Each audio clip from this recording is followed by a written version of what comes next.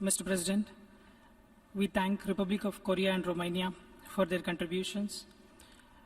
Our joint debate today is taking place exactly a month after the high-level meeting on peace building and sustaining peace hosted by the President of the General Assembly. That high-level meeting reflected the growing international recognition of the broader concept of sustaining peace and the comprehensive nature of issues involved.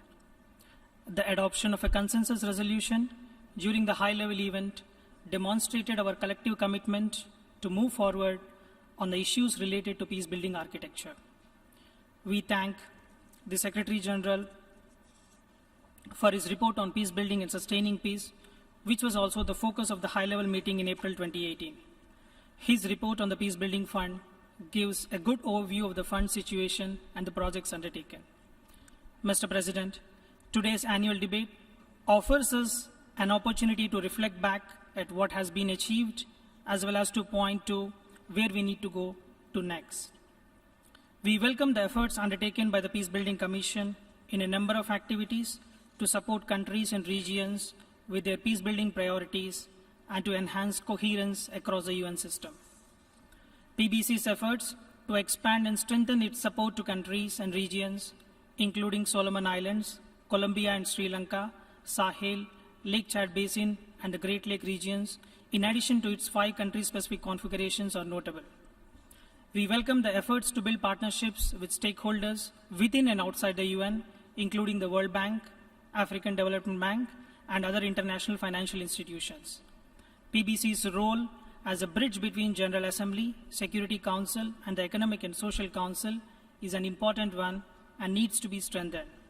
We also welcome the PBC's efforts in holding deliberations on thematic issues including gender, youth, financing, institution building, and national ownership.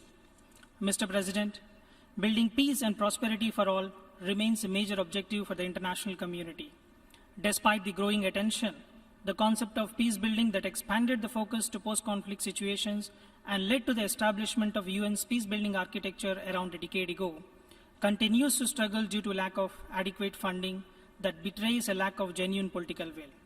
The report of the Secretary General on peace building and sustaining peace makes several useful suggestions on how to enhance the effectiveness of the UN system in supporting member state-led efforts on strengthening partnerships with relevant stakeholders and on ensuring predictable and sustainable funding of peace-building activities through the Peace Building Fund. Mr. President, we note that Peace Building Fund during last year supported projects in 31 countries, including the 6 country-specific configurations that were on the agenda of the PBC. While the high donor contributions to the fund in 2017 were a clear sign of confidence in UN peace-building activities, the funds available for peace-building efforts are not even 1% of the annual budget for UN peacekeeping.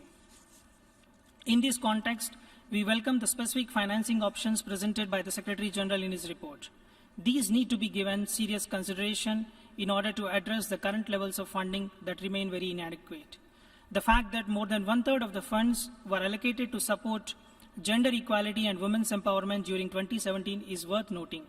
The contribution of the fund to UN's efforts in designing and implementing peace-building programs that prioritize the inclusion, participation, and leadership of young people, cross-border efforts of the fund, as also its partnership with regional organizations and other multilateral funds are positive steps. Mr. President, the concept of sustaining peace requires the engagement of all the pillars of the United Nations. The efforts of the Secretary General to strengthen operational and policy coherence and improved capacity across the UN system needs to be supported.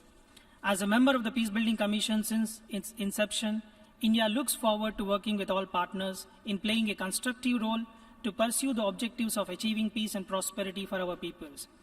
We look forward to engaging actively with partners during the upcoming annual session of the PBC next month in June. Thank you, Mr. President.